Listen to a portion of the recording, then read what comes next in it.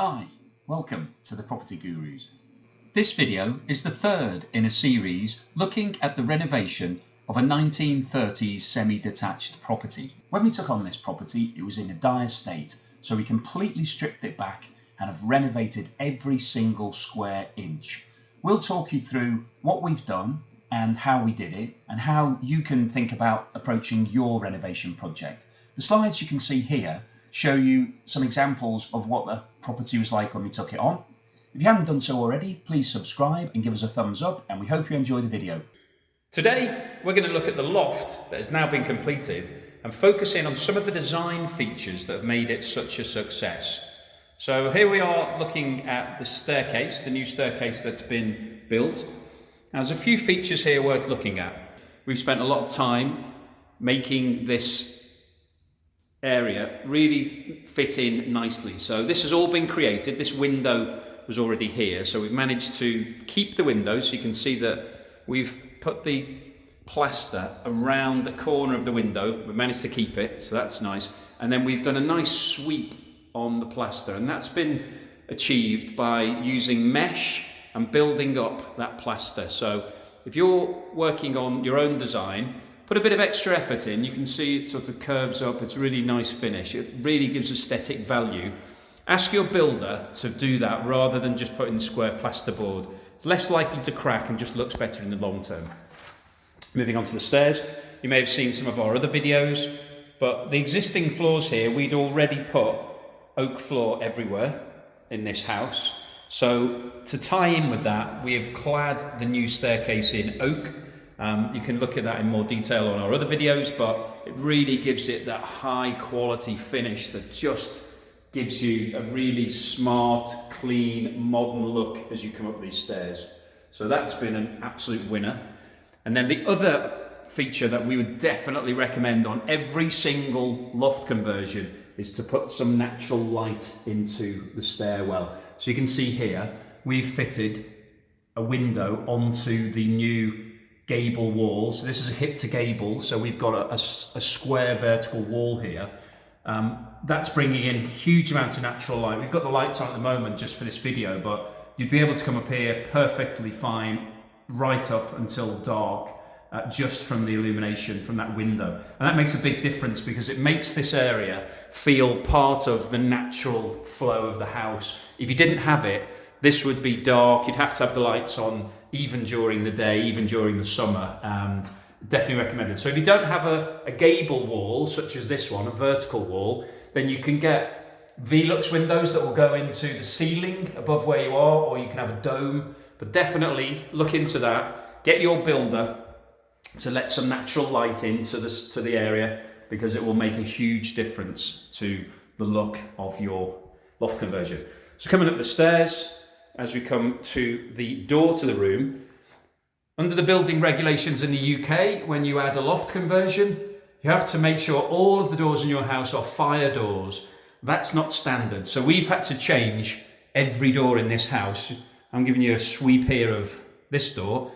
We made the extra effort to put in oak finished doors. So these doors weren't very expensive. We got them from an online retailer. They came unfinished, so we've applied the same oil to these doors that we applied to the floors, so they are similar looking in colour. This is Osmo oil, that's just a satin clear oil, but you can see that the quality of the door really then invites you, and it's showing you that this is a high quality finish. To add to that, we've added some fittings that, again, not massively expensive. They're not going to set you back in terms of your budget for the loft. This is a very small piece of expenditure. But if you get something that's a little bit more expensive than standard, so this is a polished chrome finish, polished finish handle, rather than just a standard handle and a standard switch, it just gives you that extra feeling of quality. So let's go and have a look inside the room. And one of the features here is that we've carried the wooden flooring through. So this is the same wooden flooring that we can see downstairs when we look into the rooms that are already here. It's the same flooring. So we brought it through. One feature is that there's no break. So you don't want a threshold break here. Builders and workmen quite often want to put a break in when there's a door. They just feel the need to put some sort of door threshold. Don't let them do that because it spoils the look. So here we've got the landing area and it carries on straight through. And it just, this extra metre or so here gives the room an extra feeling of depth. It makes it feel bigger as you open this door. And it just invites you in and gives you that high quality feel that you're after. So let's step into the room and have a look at some of the features in here. So the first feature, similar to what we had on the landing, is the natural light. So the pitched roof, which is on the front of the house here, we've got 2 Velux windows. Again, this is something you can put one in. It's slightly cheaper, but it makes a huge difference. It brings a lot of natural light into this room and just gives you the feeling of space. Because a Velux window is set back naturally, you've got this depth in the window. It makes it feel a little bit bigger in here. So even though this is pitched roof, you can walk all the way through to the window, and you get a feeling that it's slightly higher because there's a cutout in the ceiling. So that adds to the feeling of space and light. And having 2 of them just brings in a lot more light. And then what we have done, we've matched up a couple of storage doors underneath the Veluxes just to give it that sense of symmetry. So it just looks like it's been designed perfectly, which it has. So that's a nice feature. And then on the Velux, make sure if you're painting your ceilings white that you get this white finish, because these come in a brown pine finish, and quite often people put them in and it just looks odd. So don't do that, get the white ones. Going back to a bit more design. So as I mentioned before, under the building regs, you have to have a landing area here. Before the door, you have to have 850mm minimum. We've got about a metre here from the edge, this edge of the top step through to the doorway. And that's a safety feature to make sure people don't fall down the stairs or there's no accidents. Because we had to bring this wall forward 850, we could have just cut that back and had a very odd shape in here, but we decided that the 850 gave us the natural built feeling to put a wardrobe in here. So we had to bring this wall forward anyway because of this landing, and then it just happens that that is the perfect depth for a wardrobe. So we squared the wall off across where the door came in, and that's created a really nice built-in wardrobe. And as you can see, we've got enough height all the way across to put a nice square frame in, and we thought that adding a mirror gives you that concept of additional space. You know, the beauty of mirrors, the magic of mirrors, is that it makes everything look twice as big. So if we go all the way back here, we can see when you look down that because of the reflection in the mirror, it makes it look much bigger, even though it's actually, if I turn it towards the door of the ensuite, that's how big it is. Really, when you're looking at the mirror, the concept makes it feel bigger. And if you've got your bed opposite that, it will make the room feel bigger. It reflects light and just makes it a more pleasant living space. So that's one benefit. The other main benefit of having the built-in wardrobe is obviously the storage space. So there's a couple of tips here. A hanging rail, you want to put that at 1.2 meters. Most clothes hang down somewhere between 800 and a meter, and that gives you an extra couple of 100 mils at the bottom where you can store some shoes, shoe boxes, anything you want at the bottom. So 1.2 meters gives you hanging space plus some storage space at the bottom. Another tip here, make sure your floor continues through all the way into the wardrobe. You can see here, it looks so much better if the floor continues. There's nothing more annoying. You open the wardrobe and there's a drop down to the original floorboards or the chipboard. Get the wood to go through, it looks much better. And carry the skirting board through as well. So you can see here, skirting boards on either side, and we've fitted it inside as well, and it just gives it that high quality finish. For the shelving, usually we've gone for 300 mils here of depth, which is about right if you're stacking clothing or anything else in here. So we've fitted 2 shelves standard, and they've been fitted on battens. So if you look in here, you can see that there's a wooden batten. There's about a 2-inch batten that's been screwed to the wall. We painted it white, and then that's sitting on that. And then at the top, we had a bit of space that has been, it's slightly constricted. You can see that the ceiling is slightly sloping in here. So we fitted an extra shelf in there, a top shelf, which is slightly set back. So you can see I put my hand up. You can put things in here in boxes, extra bit of storage. It's a bit awkward to get to, but we've tried to maximize the usable space. But it's again, additional storage, which is what everybody needs. Everybody needs as much storage as possible. So that was a design feature. Now, we did consider running that wardrobe all the way across to the wall where these two doors are situated. So we could have had a slightly angled wardrobe with some shelving to the left. But actually, what we thought, because the stairs, when we go back out to the stairs do not go all the way to the front of the house, as you can see. They only go to the edge of the wardrobe. So we had this extra space. Initially, the builder wanted to close this off and have a landing at the top here. So we would have the staircase and then a seating area, which is a complete waste of time.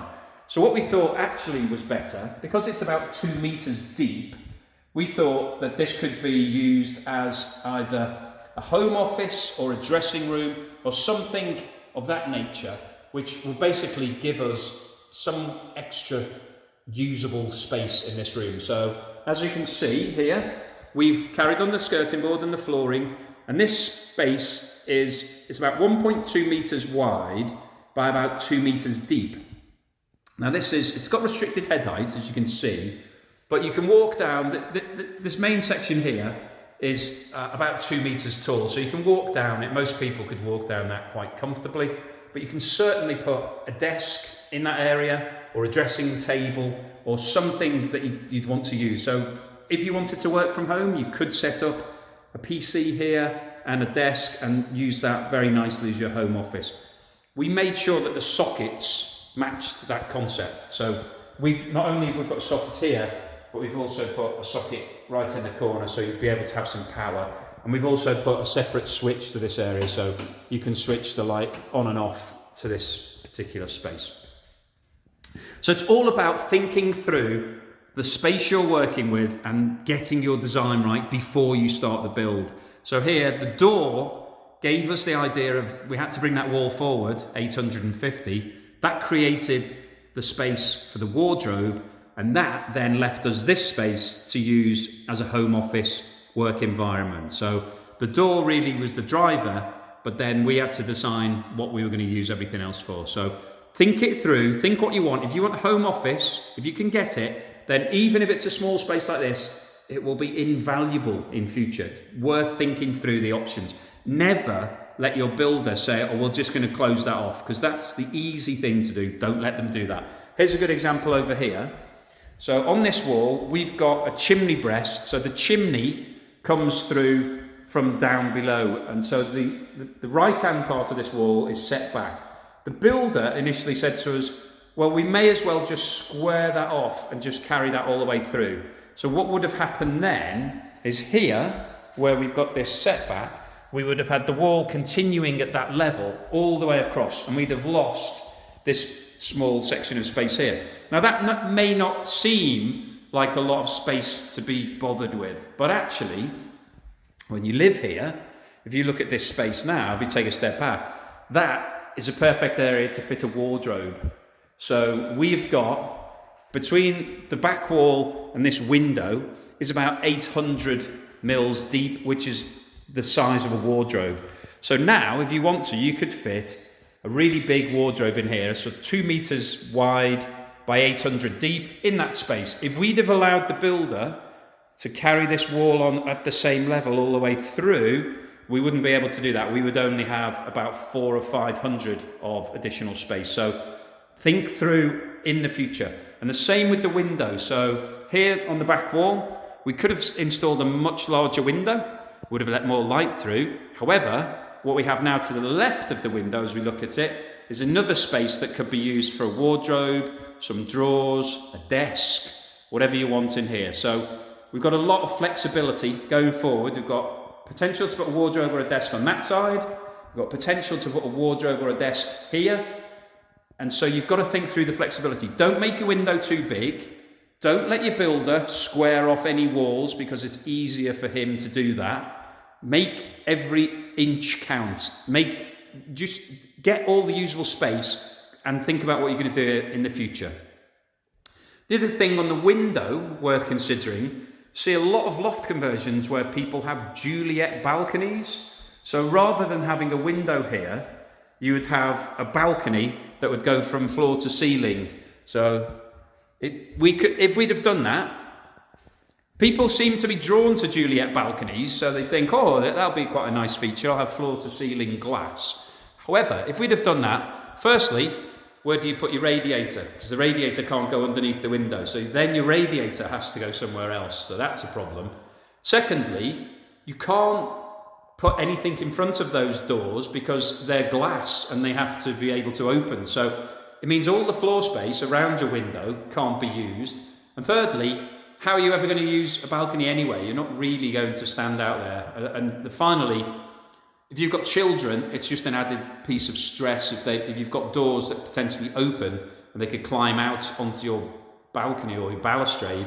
You don't really want that. So we would always recommend having a window rather than a Juliet balcony. Let's have a quick look at the sockets and the switches in this room. Touched on it before. So first thing here on this, for the main switch for the room, we've got dimmer switch. So we've got 16 spotlights in here on a dimmer. And the great thing about that is as you turn them down, it can really change the feel of the lighting. So at night, if you're in here, maybe watching TV or just chatting or whatever you might be doing, you can turn the lights down and it really makes it a more pleasant space to be in. Or if you want it up bright, you can do that. So we went for the dimmer. It costs slightly more for a dimmer, and the lights fittings are slightly more expensive, but it's marginal. It's really, it's not a lot of money in the context of your loft conversion, but definitely get a dimmer. We could have split it. We could have had two different rings here. So one could have been on one controller, one on the other. That's an option. We could have definitely done that. We didn't. Again, as we mentioned here, this is a switch. One of these is for this area, whereas the desk area, and the other switch is for underneath these cupboards that we will show in a minute. So just thinking through what you might want on, what we might not. As we mentioned before, we've gone for polished chrome fittings throughout. Just gives it that slightly more upmarket feel. Looks a bit better than if you have white plastic. Doesn't cost a lot more, does make a big difference. On the sockets, make sure when you're designing your loft that you put plenty of plug sockets in. So in this room, I would always recommend putting at least one in every corner.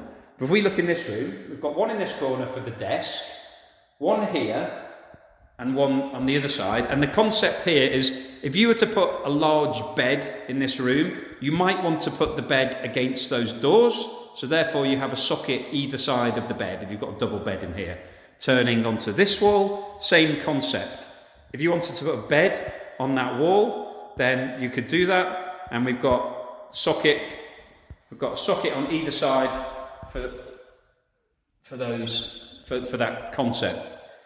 Turning around here, again, if you look at this, if we're thinking about having a desk either in this side or at that back wall, then you want some power for that. So we've got 1, 2, 3, 4, 5, 6, 7 double sockets in this room. That's a lot of double sockets, but it is annoying if you've got a newly built space and you don't have enough sockets to work with.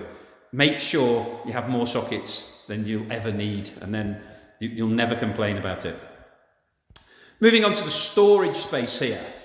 So the other thing we were very keen on, as well as having the work area, is to make sure that this section in the restricted head height was maximum. We had maximum usage of that. So if we look down, you can see the slope on the ceiling. This wall is about 1 meter high. So beyond that, it's less than 1 meter tall. The builder initially wanted to close it off and just have this wall as the final part of the room. That's such a waste of space, so we were never going to allow that. And then secondly, they wanted to stop the flooring. So that the problem with that, if you don't carry your flooring through, and I don't just mean the wooden flooring, but also the subfloor, so the chipboard floor and the insulation, if you don't carry it through, when you open these doors, there would be a big drop down, and it makes it really awkward to store anything if everything's dropping down 12 inches. It also makes it much colder if you don't put insulation underneath it. So we wanted to make sure that this looked like and felt like part of the existing room. So if we just go in here, firstly you can see the flooring carries through, there's no break, which is really important. It feels like it's part of the room when you look at it. It feels like a continuation of the room, makes it feel bigger. Next point is that we made sure there was some skirting board put in here. So we've carried the skirting board all the way around, so it feels more like part of the room rather than a cupboard. The next thing, we got them to plaster the walls. So you can see here, they've plastered and painted it. So it feels like the ceiling is continuing. Not every builder will do that. You know, they won't, some of them might not even want to put plasterboard on it and might want to leave it just the insulation. Don't let them do that. So work as if this is part of the existing room, and then you'll have an amazing usable space. And the last thing is to make sure they put some lighting in here, because what you don't want is you come in the middle of the night or when it's dark and scary and not very friendly. Put some lighting in here. It doesn't cost very much, but it'll make it much more pleasant to use.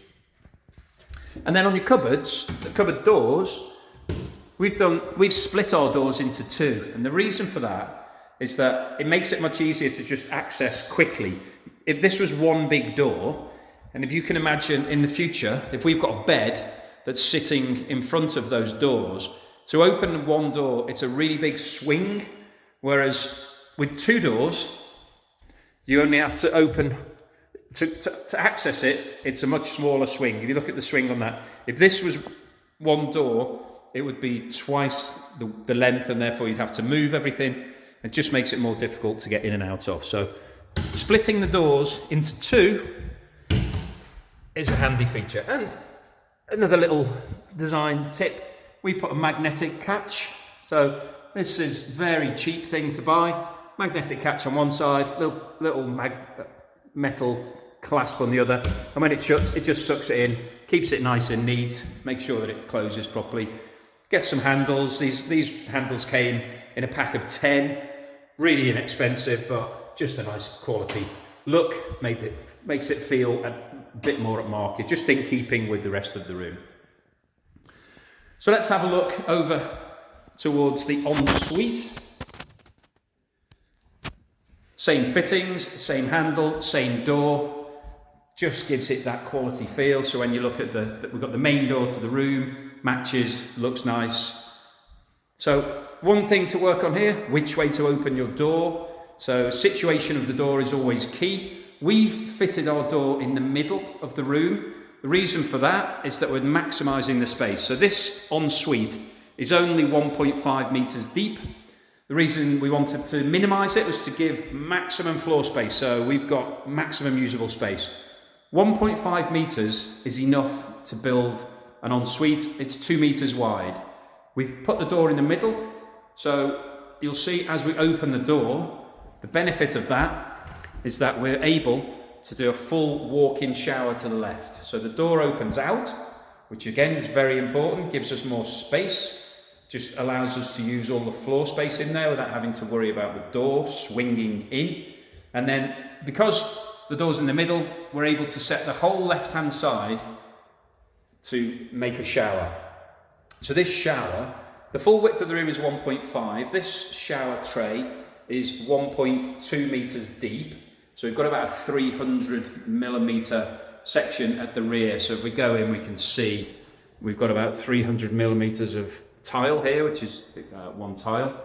So 1.2 metres, that's a big shower. So it's nice, it's luxurious. We've gone for a shower tray because it's much easier to manage and fit. You can make it a wet room, but we found issues with wet rooms. With a shower tray, you've got a raised up section here. It's easy to fit the plumbing underneath it, and it comes in one piece. It's just much simpler to fit, and it's quite cheap to buy. So we bought the shower tray and the shower doors. We've fitted it wall to wall, so you can see that the bar that comes in this goes from one side to the other. So that's all came, we just bought that as a set. Then inside, we decided to put a wall-mounted shower head with an arm. So you can buy these very inexpensive. Just get the plumber to fit it so that you've got the outlet at the top. And then down here, we've got a handheld shower, which is handy. Most people want one of these if they don't want to get their hair wet. And then we've got a Hudson Reed shower controller, thermostatic valve. So it's got 3 dials, one for the temperature, one for the power, and one to select to go for handheld or for overhead. And because we had this 300mm deep area, we decided to put some storage in. So we built a really nice storage shelf here. We put some chrome trim around it to give it a nice finish on the edge. Put silicone inside, keep it nice and waterproof. And that's a really big storage area to put all of your shower gels and shampoos and everything else. And then because we had extra space, we decided to put a decorative area above. We put some lights in it. These are decking lights, which we put in here, waterproof. And that's somewhere where you might want to put a feature. You could put the plant or some candles or something just to make the area feel a bit more upmarket. In terms of tiling in here, we've gone for polished porcelain. These are 600 by 300s and they're laid horizontally in a slab format. To break it up, we put a mosaic in. This comes in a 300 by 300 sheet. So we've just cut out 2, put them, and they go all the way around the bathroom. So to give it a nice feel, just breaks up the grey tiled look, gives it a little bit more interest and looks a bit more upmarket. So quite a nice feature. Moving across to the sink, we've gone for a vanity unit. This comes as a kit, so you get the sink and the cabinet together. The benefit of this is that it gives you the storage. So we've got built-in storage in here, so you can have whatever you need, any cleaning equipment or anything else that you want to keep in here out of the way, nice and clean and tidy. Comes with a nice resin sink. We bought a single piece tap, not particularly expensive, but looks nice, modern, clean. And to go with that, we just got a silver bottle trap, so just gives it, again, a nice finish, looks neat and tidy. A bit better than the plastic fitting that you can get, only slightly more expensive, but worth spending a little bit on that. Alongside that is the toilet. It's a close coupled toilet, modern, clean, got a soft close lid on. Would always recommend get soft close, just a bit more at market, just feels better and is much better to live with. Moving round, we've got the towel radiator. This is slightly more expensive than your standard chrome tile radiator, but I think it's worth a little bit extra just to get something that feels a bit more modern. We've fitted this coming out of the wall, so we've got angled valves on here. Again, just looks a bit better than if it came up through the floor and you have pipework on display. So worth planning ahead when you're building it. You can see in one of our other videos we've gone into a bit more detail on that. And then finally in here, we've got the mirror. Now, a mirror does not cost a lot of money to buy, but can give you an amazing finish. So if you look here, this mirror is a metre high by about 1.5 metres wide, so it's filling the room. What it does, it makes the room feel twice as big. So as you enter into the room, you're instantly hit with the reflection of the radiator here, and it just makes the whole room feel double the size. We fitted it flush with the tiles, so the tiles are above here, and then we've put the same tile trim that we had on the corners all the way around the mirror, and that gives it a really nice upmarket feel that helps it tie in really nicely. So really impressive, really nice finish. Just to finish off, we put a shaver socket in here. People don't really use it a lot for shaving, but they do use it for charging their toothbrush, so I recommend putting one of those in. And we've got a little storage area here. This has got spare lights for this lighting and also allows us to access the electrics behind that in the event that there's a problem with that lighting. So that's the end of the tour. Hopefully that's given you a few ideas as to how to go about designing your own loft conversion. You can see here we've thought through everything in terms of how we were going to do the bathroom, the storage, the details, all of the switches and sockets, the lighting, the stairs. Hopefully it's given you some ideas. Thanks for watching, and we'll see you again soon. Thanks, bye.